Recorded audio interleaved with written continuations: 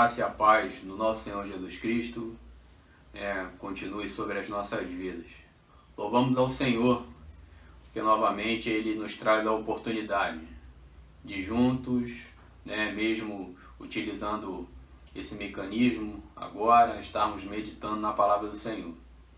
Espero que verdadeiramente esses momentos possam estar sendo edificantes para a vida de cada um dos irmãos e das irmãs, que todos possam estar recebendo da parte do Pai ensinos que venham fortalecer as vossas caminhadas, pois precisamos estar firmes no conhecimento do Senhor, precisamos estar buscando dele para vivermos uma vida sólida e madura na sua presença. Nós estamos aqui em mais esse momento, nós vamos estar orando, entregando tudo que estaremos fazendo, que toda honra, que toda glória seja dada somente a Ele. Os irmãos sabem que o propósito é fazer essa palavra chegar aos corações dos irmãos e os fortalecer. Então nós precisamos que o Espírito Santo de Deus, por misericórdia e graça, possa utilizar a minha vida e que dessa forma os irmãos sejam edificados pela palavra do Senhor. Então, vamos orar nesse momento. Deus Pai, soberano e eterno, engrandecido e louvado seja teu santo e poderoso nome. Agradecemos a Ti, Pai, porque Tu tens nos dado a oportunidade de aprendermos da Tua parte. Tu, Senhor, que se revelou a nós, Tu que se mostrou a nós, tem nos dado agora a oportunidade de, através do conhecimento, mantermos um relacionamento contigo. Nos aprofundarmos, Senhor, nesse relacionamento. Senhor, faça que desses momentos, Pai amado, venha produzir em nós um relacionamento saudável e sadio com aquele que é o nosso Pai. Que como filhos, Senhor, possamos receber dele os ensinos e com isso crescer em graça e em conhecimento. Que tudo, Senhor, que façamos, Pai, venha glorificar e exaltar o Teu nome.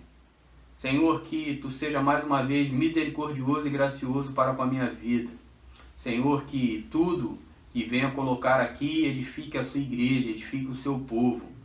E tudo para a honra e glória do Teu santo e poderoso nome. Senhor, que tudo seja reservado para Ti. Que tudo, Senhor, vá de encontro à Tua vontade, o Teu querer, o Teu mover e o Teu agir. Senhor, que em todo momento seja feita sempre a Sua vontade sobre cada um de nós. Assim, Senhor, eu Te entrego essa lição, que essa lição, Pai, possa nos esclarecer e possa nos fazer crescer. Assim eu rogo, desde já eu Te agradeço e Te louvo, em nome do Teu Filho, Jesus o Cristo, aquele que vive e reina para sempre. Amém e amém. Bom, nós vamos agora, continuar a lição de número 11, a lição a qual nós demos início no nosso último encontro que é a lição que fala de ações de graças e petições pela igreja. No primeiro tópico é o que fala da gratidão pela igreja. Nós já colocamos no último encontro o primeiro ponto. E hoje nós vamos estar vendo então esse segundo ponto, o segundo ponto do primeiro tópico. E esse segundo ponto ele tem o seguinte enfoque. Por que uma igreja que ouviu o verdadeiro evangelho? Por uma igreja que ouviu o verdadeiro evangelho. Que está então, com base nos versículos de Colossenses, no primeiro capítulo, do 5 ao 8, que nós vamos estar fazendo essa leitura nesse momento.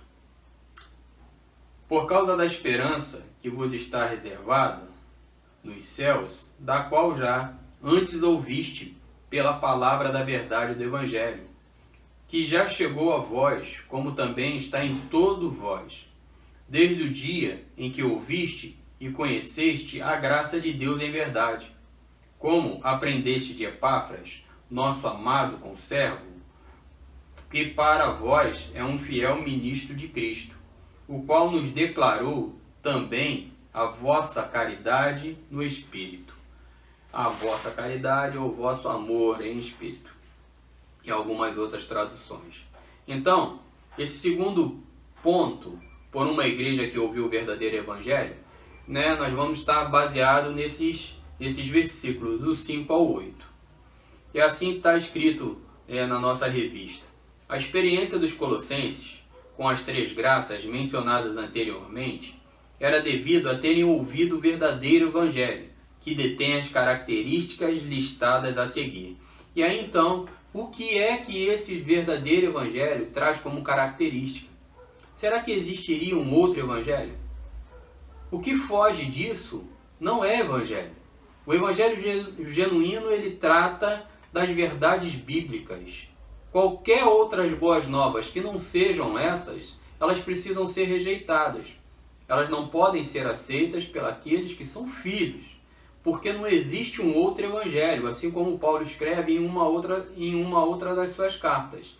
Existe o evangelho genuíno, o puro, o verdadeiro. Então, nesse ponto 2 aqui, o autor listou algumas coisas e algumas características que vão nos levar a entender a esse verdadeiro evangelho ao qual Paulo se refere.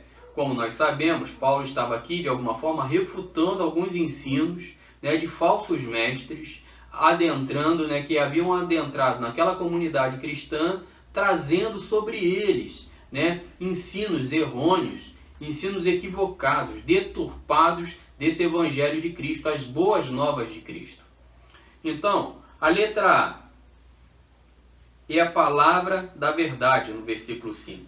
O evangelho contém as verdadeiras boas novas, que foram anunciadas em Colossos, pelo fiel ministro de Epáfras, sendo diferente, portanto, do que estavam ouvindo dos lábios dos falsos mestres.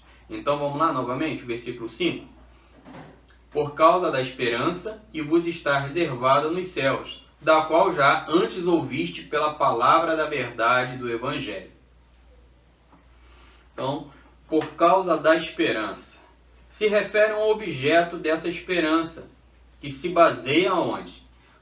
Toda esperança ela tem um objeto.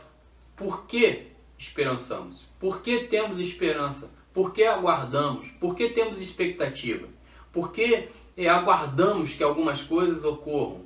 Essa esperança que algo ocorra, ela tem um objetivo, ela tem um alvo.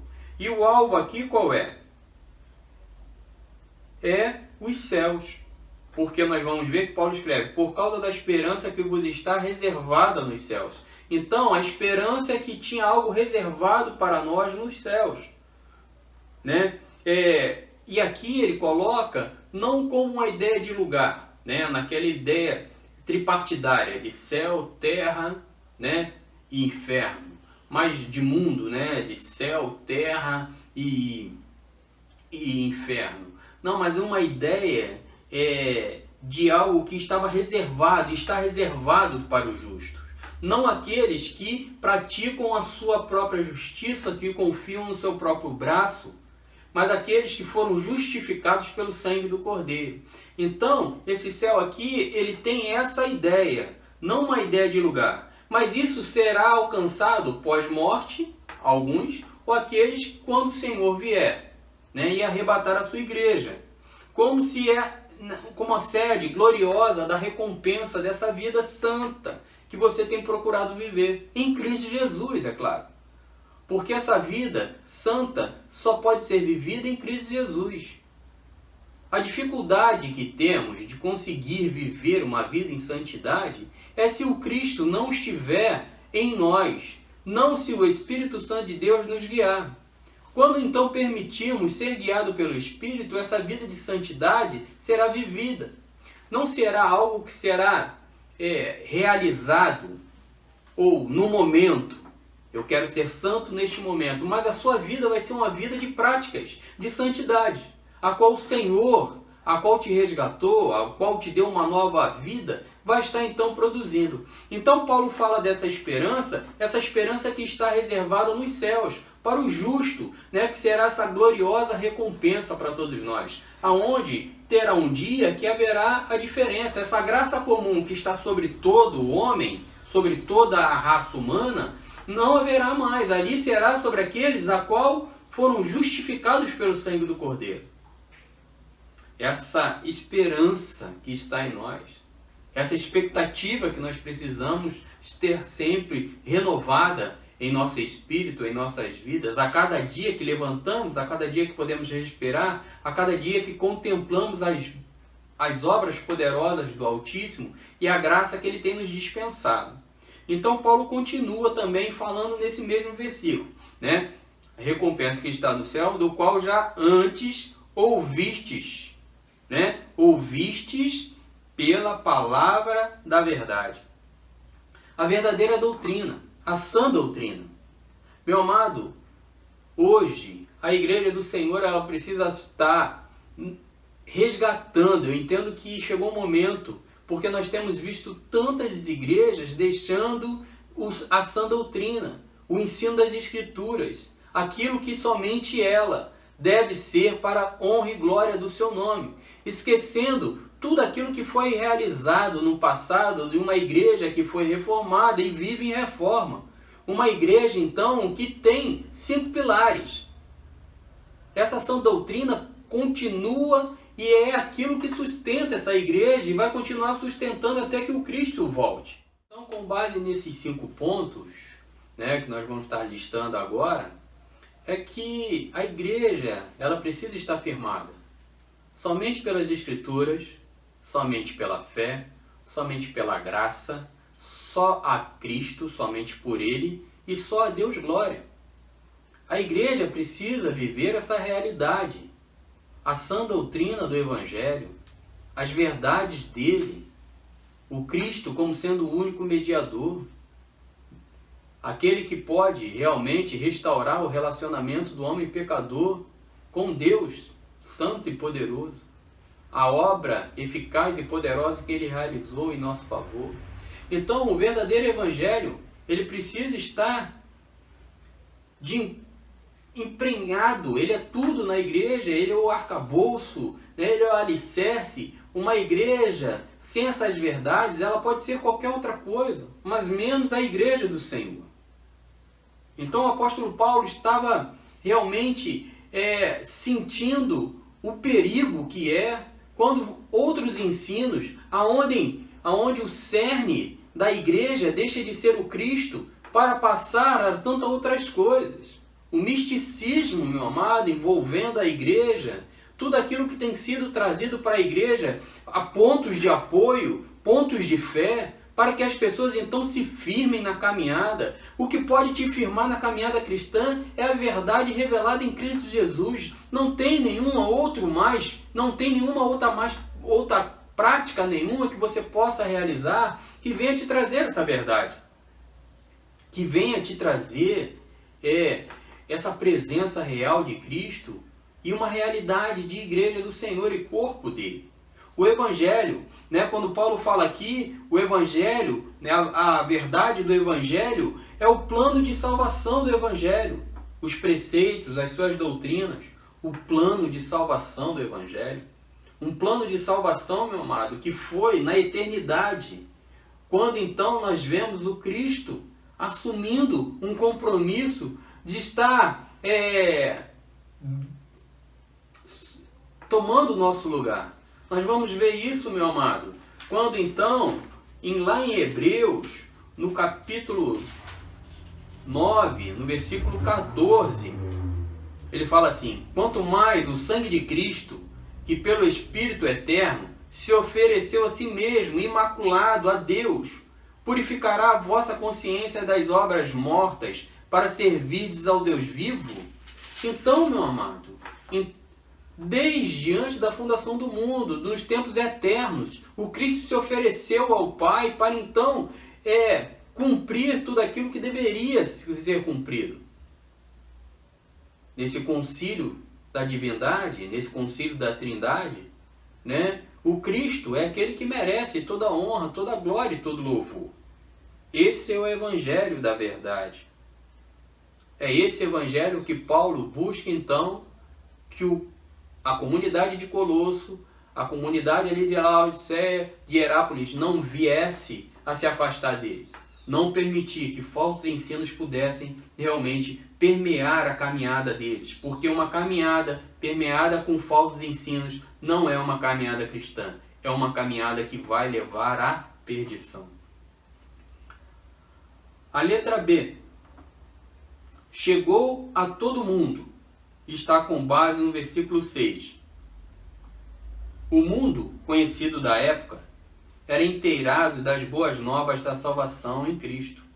Em cada nação já havia quem tivesse ouvido o Evangelho.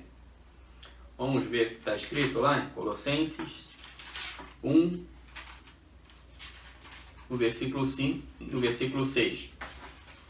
Que já chegou a vós, como também está em todo mundo, e já vai frutificando, como também entre vós, desde o dia em que ouviste e conhecestes a graça de Deus em verdade. Então esse mundo aqui seria aqueles habitantes, seria todo homem, toda mulher, toda a raça humana, todos aqueles que já tinham ouvido dessas verdades das boas novas, ouvido, né, e conhecido de alguma forma as boas novas da salvação, a obra redentora que Cristo realizou pelo homem caído, pelo homem morto, trazendo esse homem então vida, revivendo então, né, trazendo, remir esse homem, novamente readquirir aquilo que havia sido perdido. Então nós vamos trazendo aqui essa ideia de mundo. Paulo traz essa ideia de mundo. Todos aqueles que haviam ali como habitar aquele mundo conhecido então da época, que havia já ouvido essas verdades. E aí ele traz também conheceste. A palavra conheceste aqui com uma ideia de familiaridade. Todos eram familiares a essa palavra de salvação, o Evangelho. Todos ali já sabiam alguma coisa que havia sido anunciado sobre um Cristo que morreu e ressuscitou, e através de crer no seu sacrifício alcançariam então a remissão de seus pecados. Então seriam então cobertos os seus pecados. Meus amados, nós precisamos estar anunciando essas verdades na igreja. É o sangue do Cordeiro, sem mácula, sem ruga, sem mancha, porque ele se ofereceu nessa reunião, né, vamos dizer assim, nesse concílio dessa trindade, para que então tudo que viesse a ocorrer a essa raça humana glorificasse e exaltasse a ele, porque ele assumiu aquilo que nós não tínhamos a menor condições de fazermos. Então, amado, vou estar lendo novamente a revista. O mundo conhecido da época era inteirado das boas novas da salvação em Cristo. Em cada nação já havia quem tivesse ouvido o Evangelho. Então, os homens, a raça humana, aquele mundo conhecido, já eram familiarizados, porque de alguma forma essa palavra de salvação já havia chegado aos seus ouvidos. A letra C está assim: está produzindo fruto e crescendo, continuando ainda no versículo 6. O Evangelho produz e cresce em qualquer lugar em que seja plantado, devido à sua origem divina.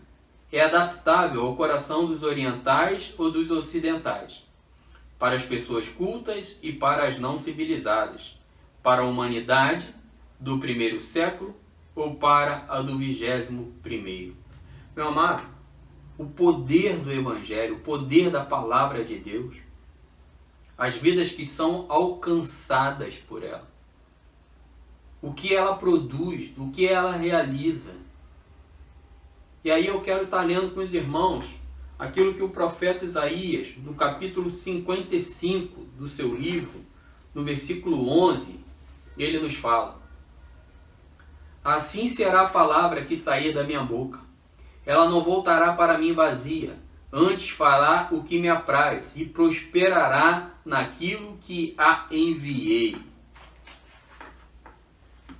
A palavra era transmitida, a palavra do Senhor que designava a relação dada ao profeta. O profeta então recebia uma revelação divina, e essa palavra então era trazida ao povo. Era aquele que então trazia da parte de Deus para o homem.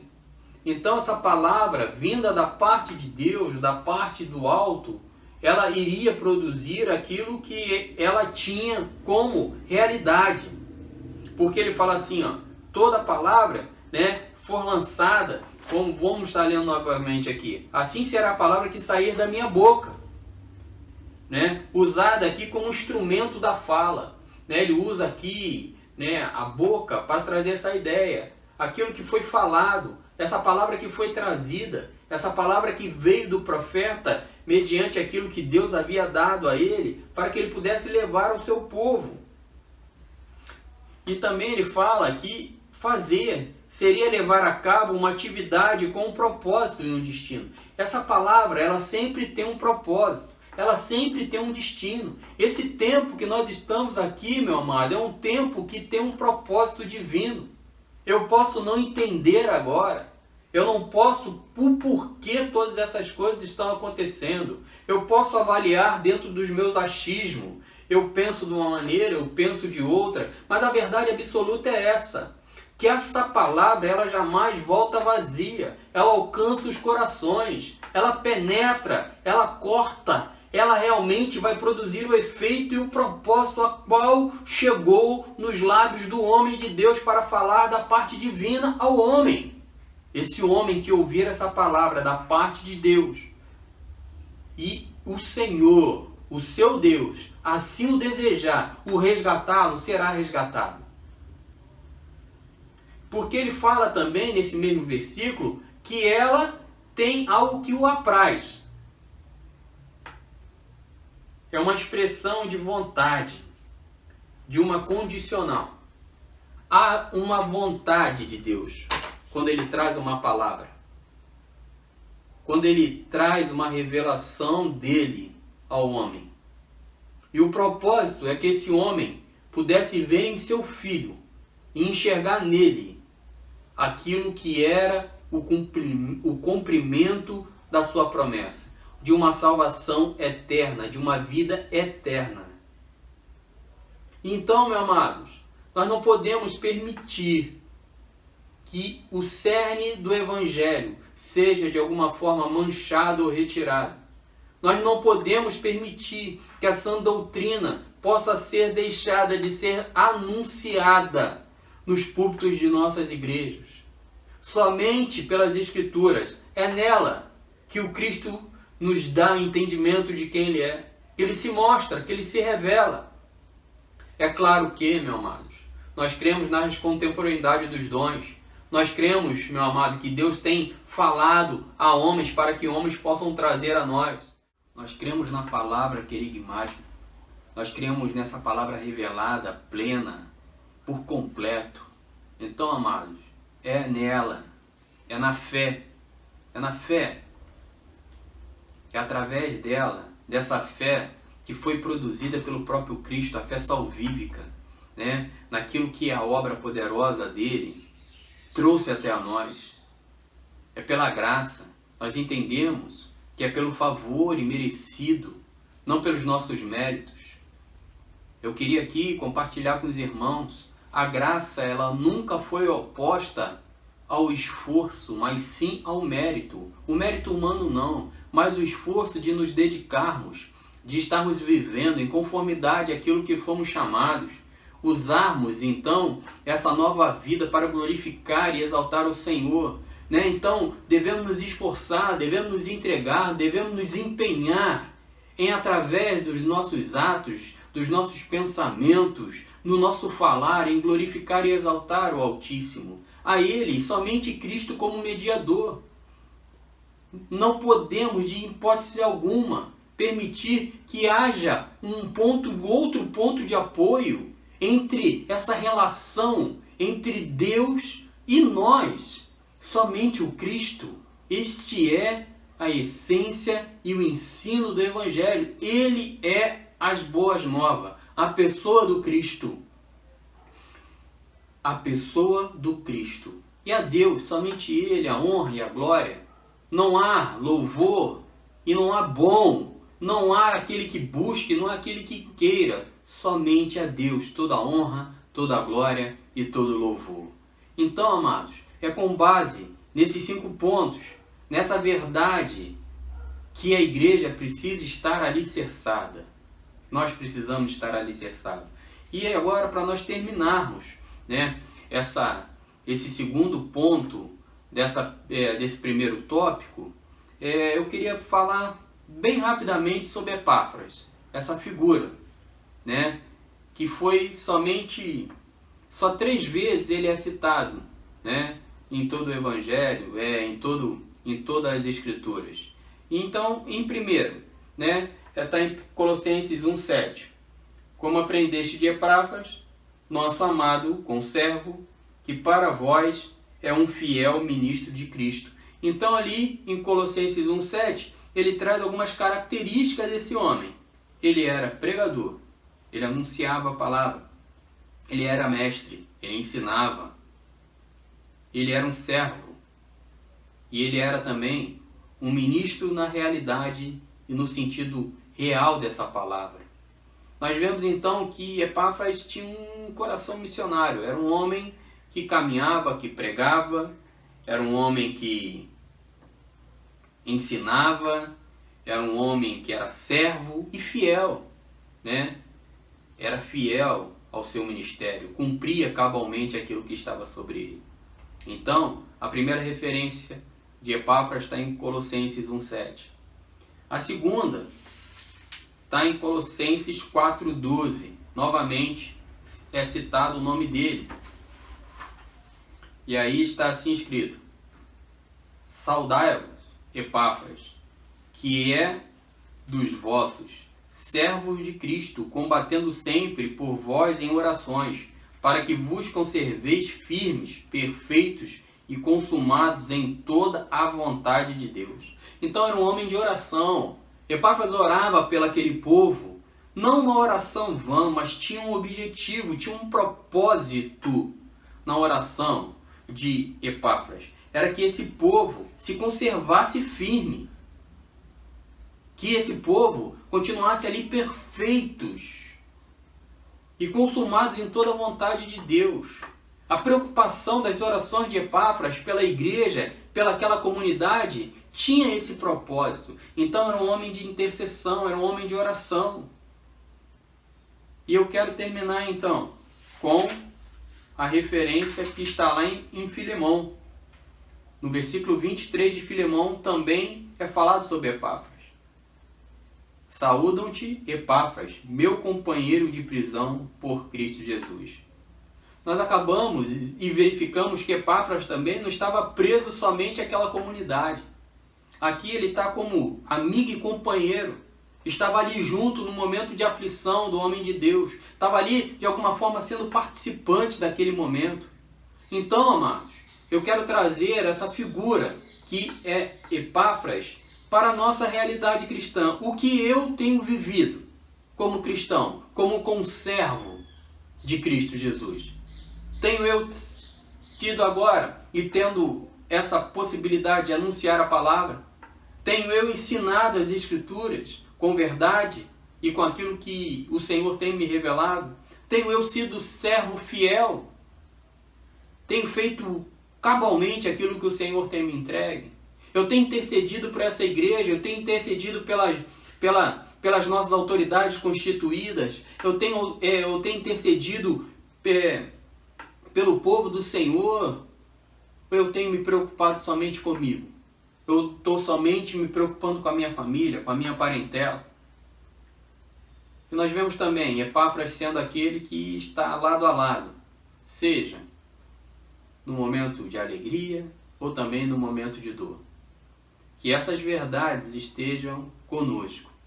Eu quero desde já colocar para ti que tu tenhas um dia abençoado.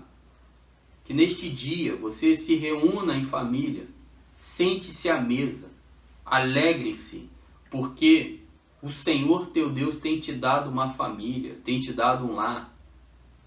Aproveite e aplique neste lar algumas verdades no acróstico desta palavra. Sejam leais, que haja amor entre vós, que haja respeito entre vós. Que assim seja os vossos lares. Então que nesse dia, que a sua família possa celebrar um lar constituído debaixo das bênçãos do Senhor. Nós vamos orar e agradecer a Deus por esse momento, rogar a Ele que as misericórdias do Senhor continuem sobre as nossas vidas e nos dando uma outra oportunidade em breve. Deus Pai, soberano e eterno, engrandecido e louvado seja teu santo e poderoso nome. Te agradecemos, Pai, porque tu tem ministrado aos nossos corações, tem falado da tua parte, tem se revelado a nós e com isso, Pai amado, podemos ter um relacionamento contigo. Não um relacionamento simplesmente baseado a um conhecimento efêmero, a um conhecimento árido. Mas, Pai amado, tu tem produzido vida e vida em abundância em nosso ser. Eu quero te agradecer e te pedir mais uma vez, Pai, que esses ensinos da tua palavra venham produzir em nós uma certeza e uma convicção naquilo que tu tem preparado para as nossas vidas. Eu te peço que tu nos abençoe, que tu derrame da tua graça sobre a nossa família, sobre o nosso lar. Que haja, Senhor, um entendimento, que haja, Senhor, uma cumplicidade, que haja entre nós o respeito necessário, que haja entre nós o amor, Pai, necessário, que haja entre nós a lealdade necessária. E que tudo, Pai amado, que façamos, que o nosso lar, que a nossa família glorifique e exalte o teu santo e poderoso nome.